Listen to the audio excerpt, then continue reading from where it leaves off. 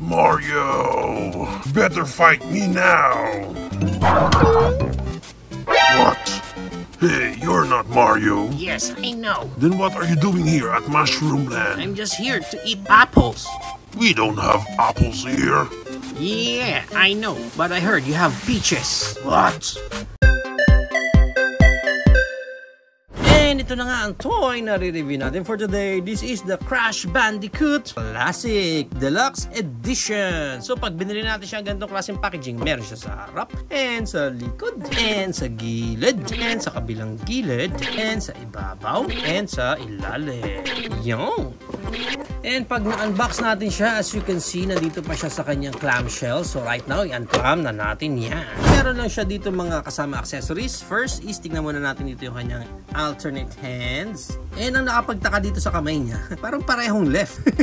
Ayan o, parehong left eh. Dapat left and right magkabilaan. But apparently, mukhang mali yung nakuha natin dito. According dito sa ating box, dapat left and right. Try natin kung kaya pang mapapalitan ko. And pinapalitan naman nila. So, upon reviewing na lang kasi doon ko na nakita na parehong kaliwa extra hands si Crash Bandicoot doon. So, pwede naman pala, they will replace yung mali. Eh, yun nga yung sa akin, parehong left kasi yung kamay. Pero at least ngayon, parawan ng left and right. And I think maganda kung kayo rin is bibili nito, double check nyo na rin kaagad yung mga accessories niya kasi baka parehong right naman yung nakuha nyo. Another accessories niya dito is yung kanya mouth. Okay, this one is yung nakangiti siya at labas yung kanyang dila. Let's move right along na sa ating main figure na si Crash Bandicoot. Ayan siya. Check muna natin yung kanyang details. Maayos even yung pagkaka-paint sa mata niya. Okay, good. Yung ilong niya. Medyo bothered lang ako dun sa line na nakikita mo. Kasi nga, pwede mo palitan yung mouth niya. Magkakaroon talaga ng seam line dyan. Medyo nakaka-bothered lang. Medyo rubberish yung dulo ng ears. Itong palong niya matigas. Pero yung dulo ng mga ears niya, rubberish. Yung pa yung sa front, yung pants niya, maganda yung pagkaka-paint ng pants niya. Gusto ko yan. Maayos. Yung pagkaka-red nung sapatos niya dito. Yan, sa kamay niya. Okay, medyo furry pa siya dyan. And sa likod. Yan. And makita nyo naman, meron ditong unique number. Ibig sabihin, authentic din to. Kung papansinin nyo dito sa belt niya, para may texture pa yung belt. Pati dito sa may ilalim ng pants niya. So, which is good, Ang ganda nun, Nag-include sila ng ganong klaseng details. Very small detail lang, Hindi mo siya mapapansin, Pero, magandang addition yun. Okay, so para sa kanyang articulation, unang-unang articulation niya, dito sa kanyang eyebrows. Yan. Okay, so, nagagalaw. Oo nga naman, ang galing Gusto ko yung gimmick na yun Mas nagiging expressive siya ngayon. Kasi nga, dahil lang sa eyebrows niya na yun. Pwede siya mukhang malungkot dyan. Or pwedeng excited, masaya. Or simangot na, diba? So, ang galing Gusto ko yung gimmick na ginawa nila dyan sa kilay. Okay, pagdating sa mouth, wala nang any articulation dyan. Sa head niya, wala ding articulation sa head. At pagdating sa shoulder niya, yan. At least meron siyang creed moment ng ating arms wide open. And naiikot din niya ng ganyan, narorotate. So obviously, pwede mong maiangat ng ganyan. Okay, pagdating sa elbow, yan yung kanyang elbow bend. Pagdating sa hands niya, of course, narorotate yan. Yan, wala nang any articulation naman dun sa hands. Pagdating sa kanyang waist, meron siyang ab crunch. Ooh, which is good. Again, pag may ab crunch, macho.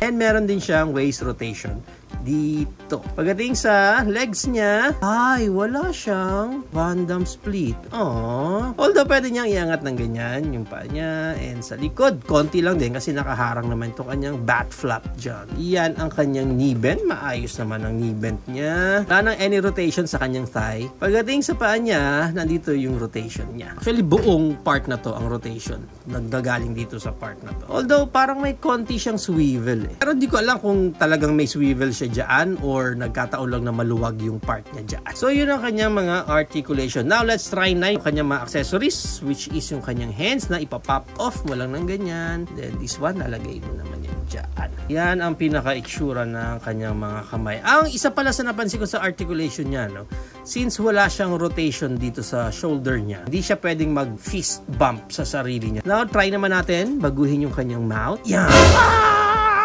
Kakabit lang natin to. Kailangan isiksik mo maigi kasi medyo rubberish talaga. So medyo pagkamalambot yung part na to. So pag hindi mo siya tinulak ng maayos, magkakaroon talaga ng gap. And okay sa akin yung itsura niya. Labas yung dila niya ng ganyan.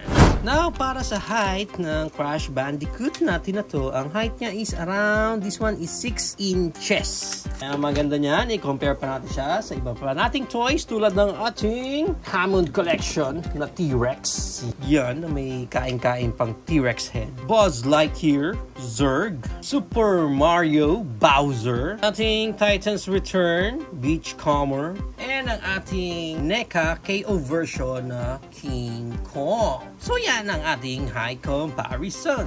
So if you are planning to buy this deluxe version ni Crash Bandicoot, ang price range niya sa mga local toy store natin is 1,200 pesos. Depende na lang again kung saan ka makakuha ng copy mo nito or makakakuha ka ng mga naka-sale price niya. There you have it now guys. Ito na ang ating Crash Bandicoot Classic Deluxe Edition. What do you think of this figure guys? Is it a go for you or a no for you? Whatever your thoughts, please comment it down below. But for me, okay sana siya. Maganda sana yung Crash Bandicoot na ito. Aesthetically speaking, maayos yung pagkaka-execute sa kanya, yung paint niya, texture niya mismo. Ayun, kasi parang may mga balahibo pa talaga siya dyan, diba? So, maayos eh. Maayos sana yung figure. Ang pinaka naging downside sa akin is yung kanyang articulation. Although, sige, meron siyang arms wide open dyan, pero yung arms wide open niya na yun is hindi mo din gaano ma-maximize dahil wala siyang rotation dito sa kanyang bicep. And again, isa sana yun sa maganda na pwede niyang ipaglapit yung kamay niya. Wala eh. There is no way na para mahawakan niya yung kamay niya. Kasi nga, walang rotation sa part na to. Especially pagdating dito ngayon sa kanyang legs. Kasi wala siyang split. Doon pa lang, parang major issue na yun sa akin. Na hindi siya makapag-split. Kasi walang split, yung figure mo, ang pwede lang niyang gawin is up and down. Yan, kumukuya-kuya lang dyan yung paa niya. Limited ulit yung articulation niya. Okay sana eh. Pero yung mga major sana na articulation na yun, yung pa yung hindi binigay sa kanya. Mas maraming posing ka pa sanang magagawa dito kay Crash. But then again, other than that, yung aesthetic niya, yung pagkakagawa sa kanya, tuwang-tuwa talaga ako dito sa kilay niya. Itong kilay niya na to, ito naman yung isa sa mga nagdala talaga sa kanya. Kasi hira ako ito makita sa mga toys na may articulation mismo yung kilay.